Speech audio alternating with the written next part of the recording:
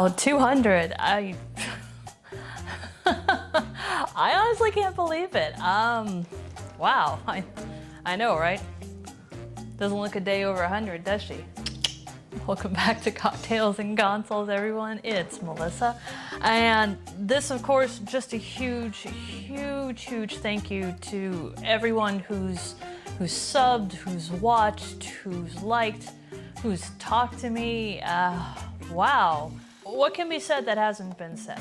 You guys are amazing, and the whole reason why I do YouTube is you guys, and just the response has been so great, and I'm so glad that you guys like the channel. It will continuously be improving. Still a lot of stuff for me to fix, undoubtedly. The audio has gotten better, but there's still a little ways to go. I want to upgrade the video a bit, the lighting, do a lot more on tour kind of things. So a lot of things in the work, but I just had to celebrate with you guys. Where is the cap? If I have to get unmiked to open this. This bottle of Prosecco is not for me. It's not for the channel, it's for you guys. Because honestly, this channel wouldn't be anything without you guys. Honestly, there's so many people to name. The support of everyone has been what has made this channel a success so far, and so many names to name. I'd start listing them, but I don't want to offend anyone that I don't remember on the spot. Oh my God, is this gonna explode? Never been so afraid in my life of a bottle of wine. So honestly, to everyone who's watched, to everyone who's commented, who's even just chatted with me in Twitter and Instagram and Facebook, seriously, cheers to you people.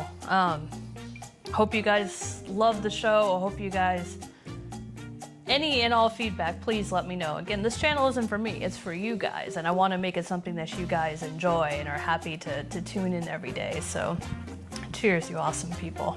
I struggled for a long time trying to think of what exactly was I going to do for my 200 sub episode, and I was at a loss. I wanted to do something that was kind of live stream, but I'm still kind of figuring out some pieces here and there. It will be on YouTube when I do start getting streaming up. That's my next big project. But I didn't want to rush it for the sake of the 200 videos. So for this one, I thought I'd answer the request of a couple of you guys who want to see a little bit of the behind the scenes and how Cocktails and Consoles is made. So let's go on a journey, shall we? Movie magic! I'm gonna try not to blind you guys. So welcome to the view from where I stand about once a week. I'll take you through all of the equipment that I use, including all the stuff you see in this wall. So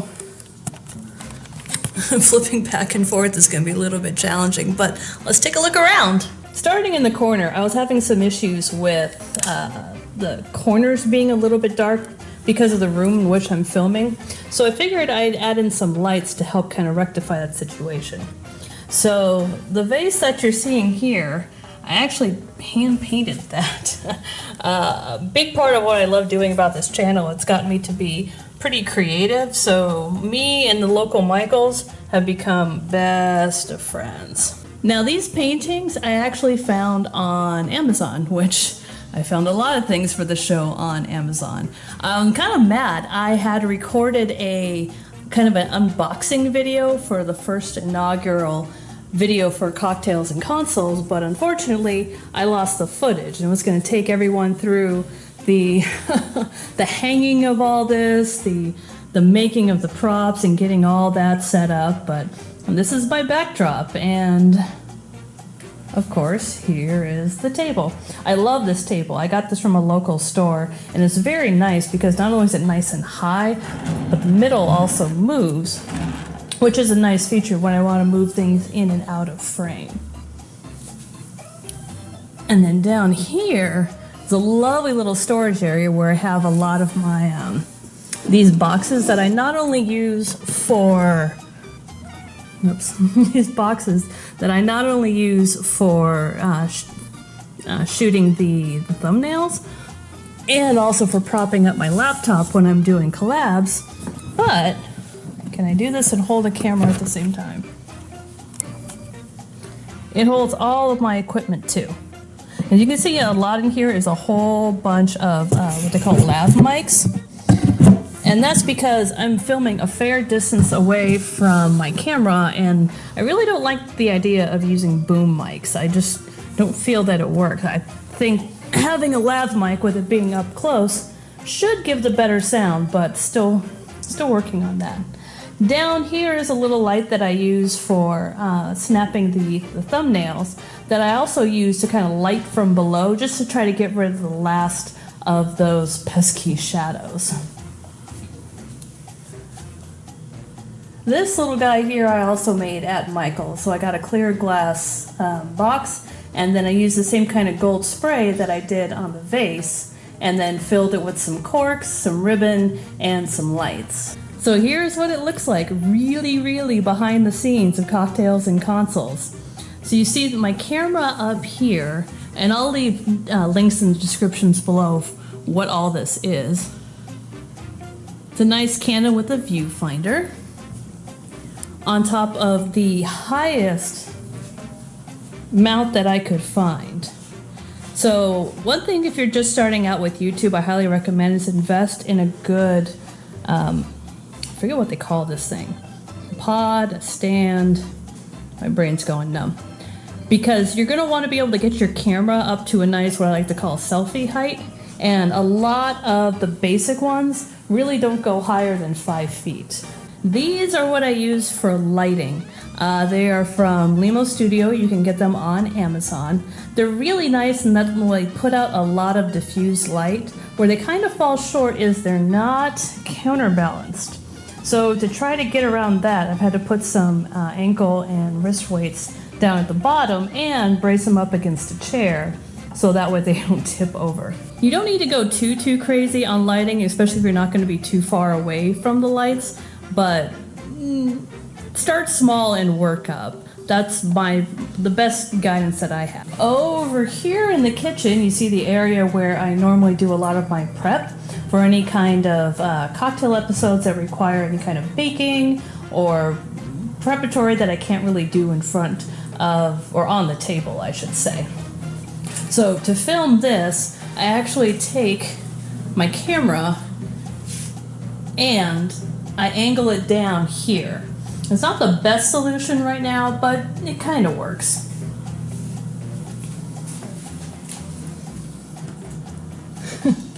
And here we have basically my storage of alcohol. Nothing really too big. Again, I'm not a professional mixologist, so I don't keep a whole wealth of different alcohols on hand. Most of this is your general basics, your gin, your vodka, Frangelico, simple syrup, triple sec, most of what you need to stock your basic bar.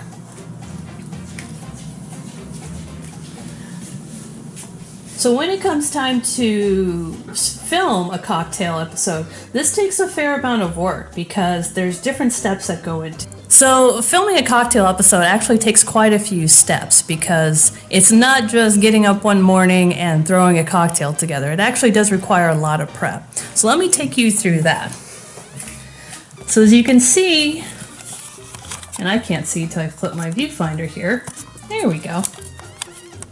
Here we have the makings of an upcoming cocktail episode. So here, thankfully, my local liquor store actually has little tiny bottles, which is nice because then it allows me to be able to do some taste tests, test some alcohols together, see if they complement each other, check out the densities to see if you can layer them without actually having to break the bank and getting a huge $30 to $60 bottle. This I normally start doing around Tuesday. Once I figure out what kind of cocktail I'm going to be making and I test it, then comes the actual shooting, which is generally done Friday. Now, Friday, if I'm doing a collab, it normally takes me about an hour to set up because I need to set up the boxes in the corner, I need to put my laptop on, I have to get a specific mic for the laptop. If you're going to use this, especially if you use Skype, get a good USB Lav mic. I'll see if I can list the one that I use because otherwise you're going to have a lot of issues with the sound. And speaking of laptops,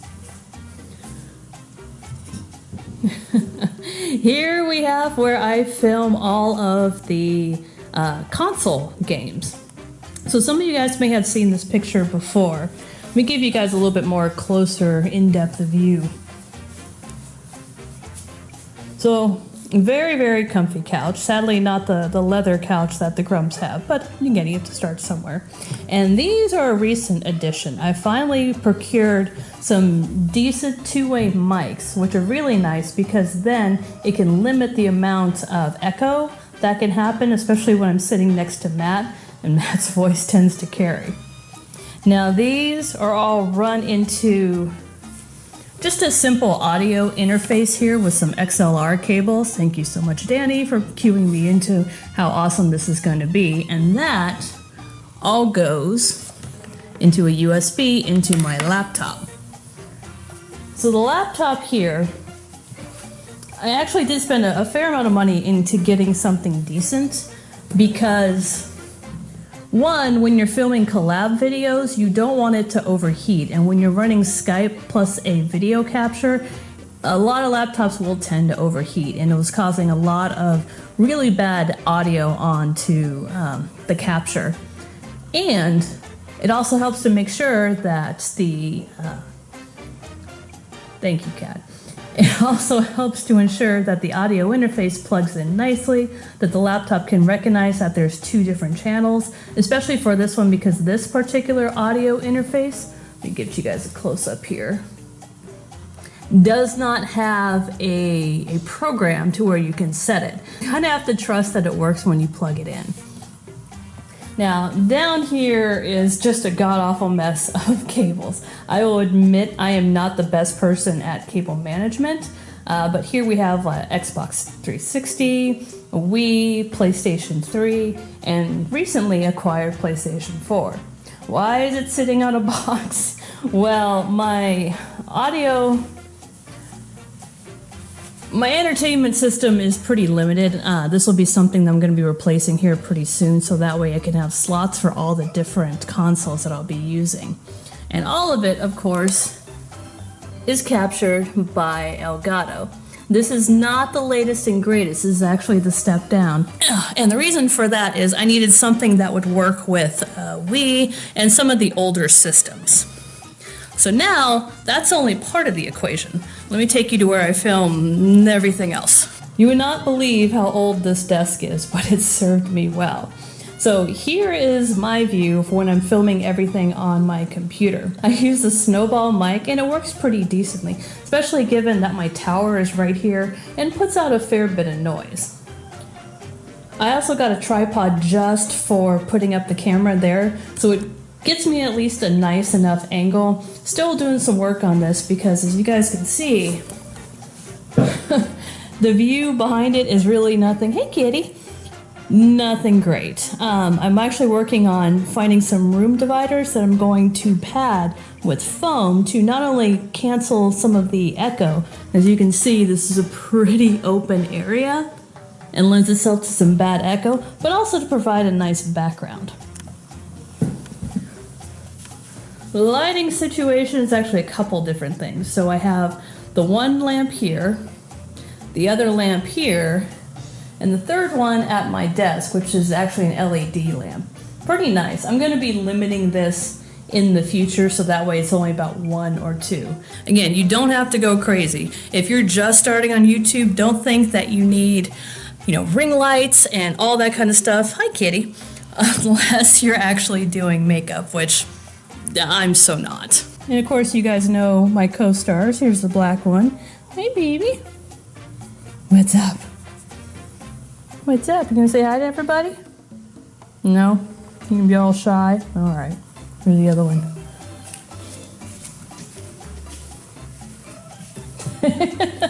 Here's Crazy in her favorite pose. Hey, baby. Getting the look of death. Thank you. Thank you. I'm so happy I feed and take care of you. So I can honestly say, thank God for YouTube to be able to start YouTube. When I first started out, I had no idea what I was doing. I've never worked with video before. I definitely never worked with audio. The only thing that I knew about gaming videos was watching them. And I knew I wanted to be that, but I didn't know how to do it. And thank God of all you awesome people out there on YouTube who put together great videos on how to start a YouTube channel. So I thought what I would do would be to help out anyone else just starting out by giving some tips and tricks, some stuff that you guys can use if you're just starting out. So the first thing I would say is, if you're just starting out, set a date to record.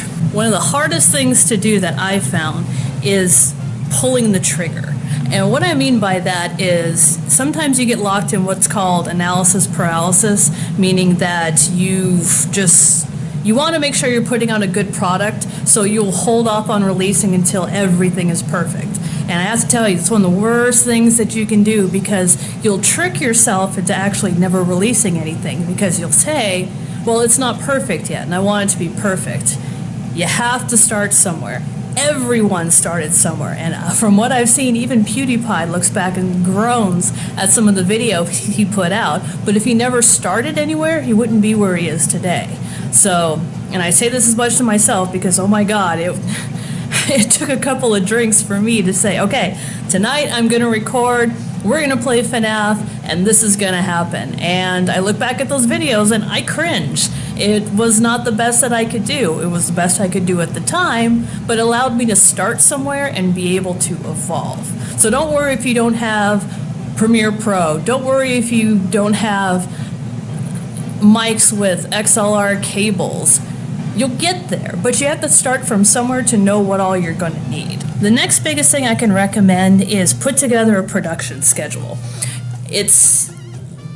Unless this is your full-time job, life's going to find a way to get into it all. So if you find yourself a nice schedule that says, I'm going to record on these days, I'm going to edit on these days, and try to keep yourself to it, it'll be a godsend to you. It's going to take some time for you to want to stick to it, but again, the more you go back to it, the more it'll become part of your day-to-day. So you'll be able to plan out what games you're going to play when, and then back into that when you need to film, when you need to edit, to get to your launch date. So that's pretty much it. Hope you guys enjoyed the behind the scenes tour. As I continue to evolve the background, I'll be sure to give you guys some more behind the scenes footage, and hope you guys have enjoyed this. Thank you. Thank you from the bottom of my heart for, again, subscribing, liking, watching, hell, just interacting with me. It makes my day. And I'll see you guys in the next episode. Cheers!